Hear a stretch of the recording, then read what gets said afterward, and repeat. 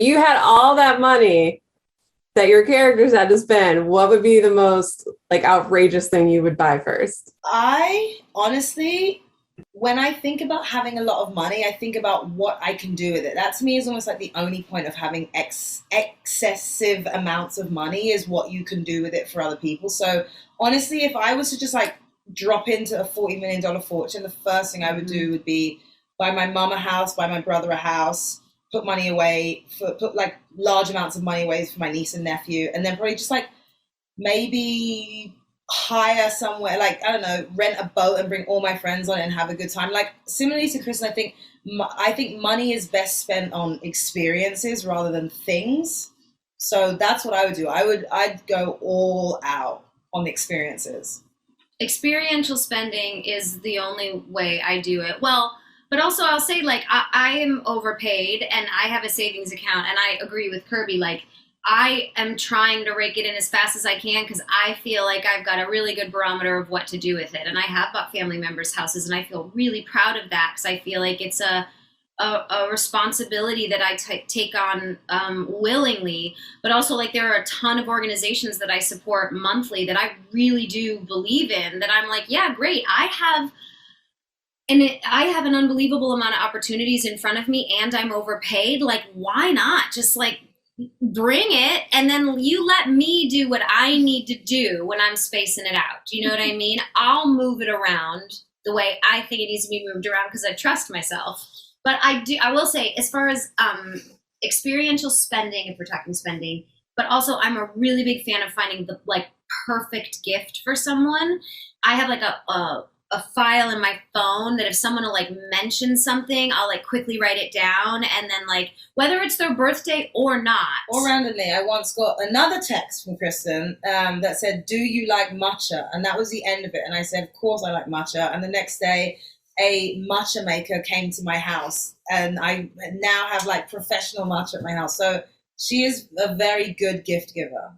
You two have a great friendship and connection in this movie. If you could describe that friendship in one word, what would it be? Movie, Trust. supportive. Yeah. Yeah.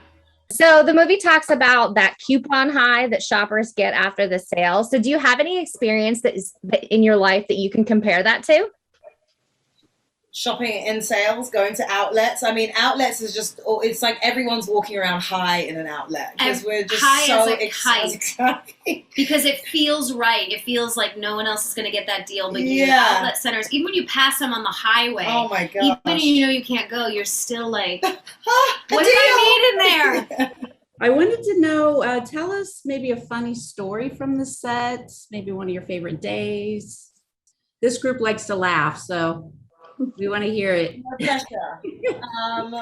One of my favorite days, I don't think it's going to cause, wait, were you thinking of the Lamborghini one? I think the Lamborghini one or the post Thanksgiving one. Thank you.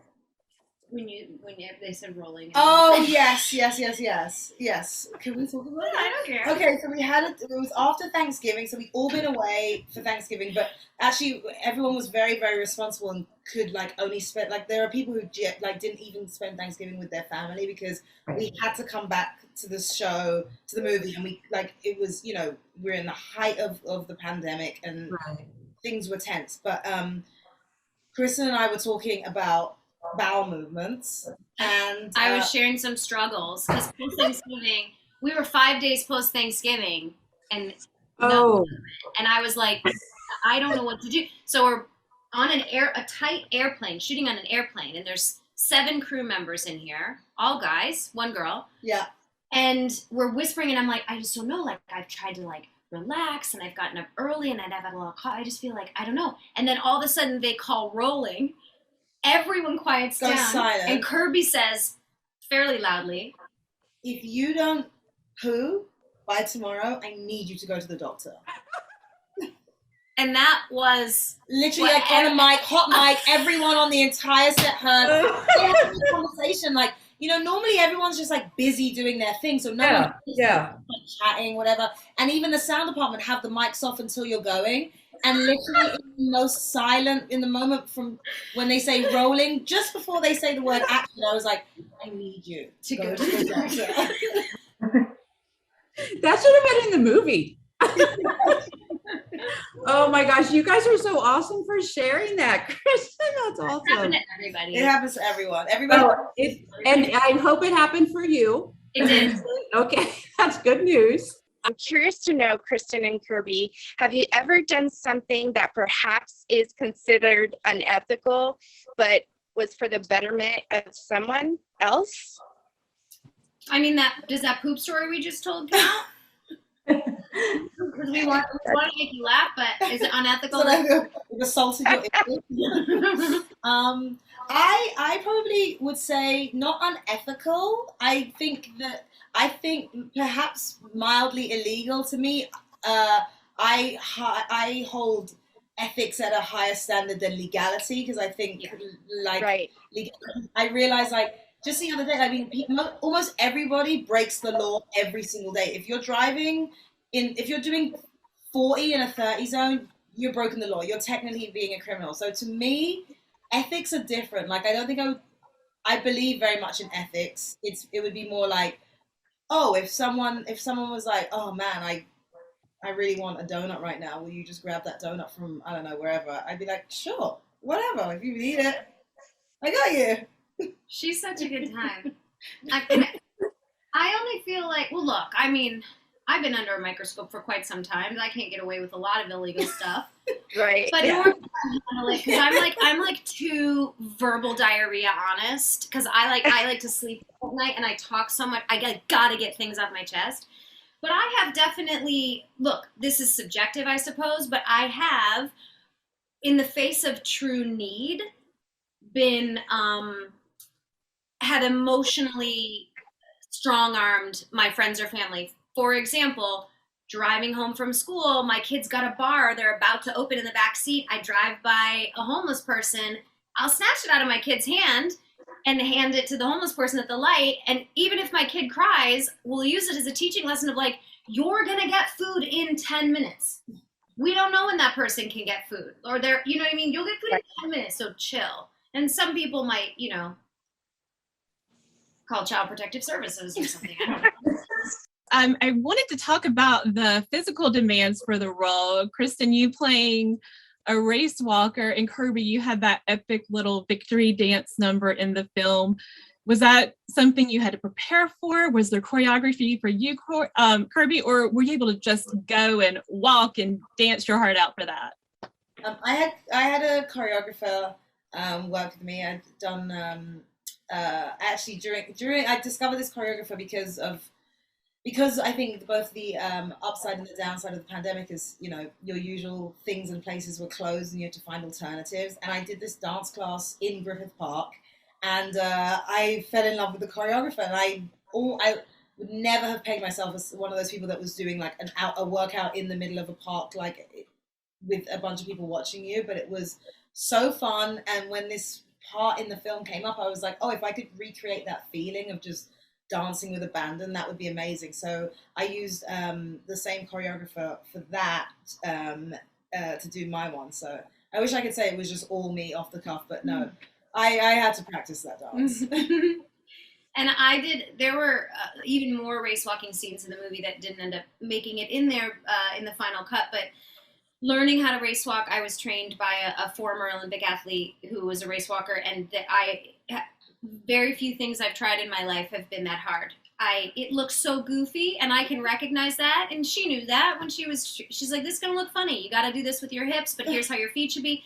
It is one of the most intense levels of cardio I've ever done, but the reason it is because it's like a sprinter is just giving their all, and a long distance runner is using the what do you call it?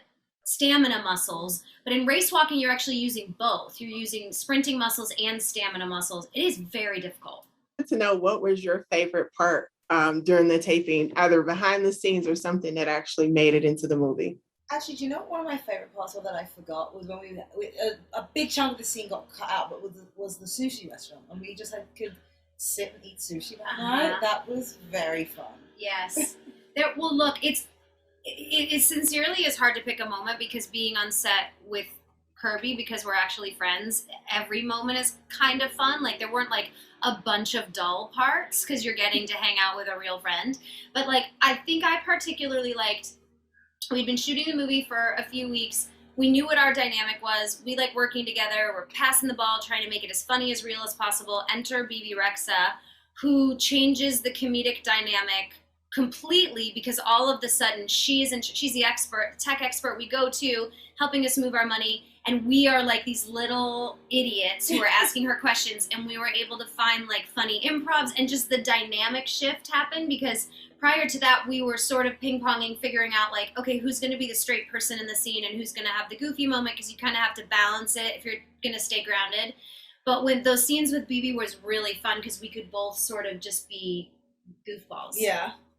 She was the voice of reason. I was just wondering, for each one of you, is there a part of your character that you identify with in real life? Oh, wow. I mean, at moments, sure. Like, but in different ways, I think. Like, it's hard for me to say because I didn't struggle with infertility, but man, have I spent moments of my life imagining what it might be like and having an intense amount of empathy for women that struggle with it. And then thinking, gosh, we should be talking more about that. I should ask my friends if everything's okay, if they're struggling with infertility, like all those kinds of things.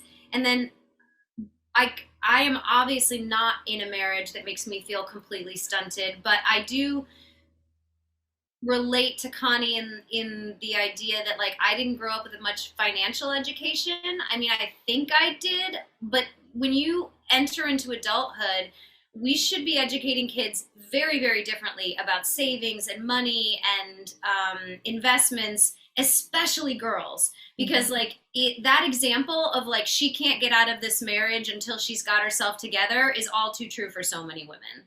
I'd love to know, what do you hope women watching will learn or get from this film?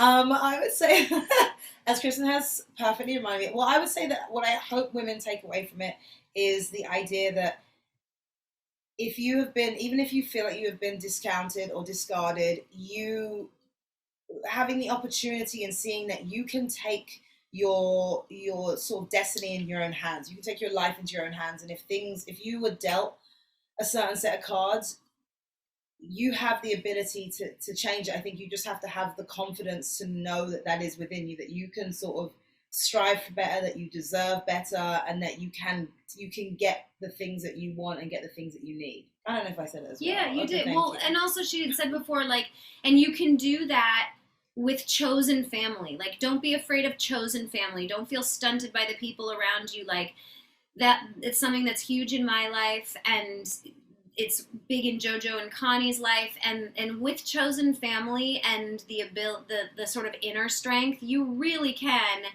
accomplish your dreams. It might not be this one, it might not be a $40 million illegal empire, but whatever it is, just the steam to go for it. Yeah. Both of your characters are like committing these crimes, yet both like so relatable and lovable. Can you talk about like being able to create that dynamic? Yeah, I think when you start a script out with some sympathetic facts about someone, and you see that they are innately good, and then you give them someone around them that they treat well. Like, our relationship is admirable. It's like you can tell that Connie loves JoJo and JoJo loves Connie. By minute 20, you can let them do anything, and people will root for them. Yeah, I 100% agree. I think that's the basis. That's why you root for them, is because you see that they are doing something that is beyond themselves. And I think we can all relate to that. When you are trying your best, not just for you, it's not about centering yourself. It's about improving the lives, not only of yourself, but of the people around you. I would love to know, what about the story of the project itself made you want to be a part of it? I got a text from Kristen at night that said, "Do you like working with me, and can you do an American accent?" And I said yes to both. And she was like, "Okay, I'm sending you a script." So she sent me this script, and I read it, and I absolutely fell in love with it. It's like nothing I'd ever read before. And this kind of comedy really appeals to me as well. It's like, it's a buddy comedy, but it's grounded, and it has a message, and it touches on all these themes that I had never seen before. And then on top of it, knowing that I would work with someone that I'm so comfortable with and so fond of, and I mean, to work with someone who can text you at night and be like, essentially the most cryptic text, and you could be like, yes, I'm going to commit 6 months of my life to this, you know you're in good hands.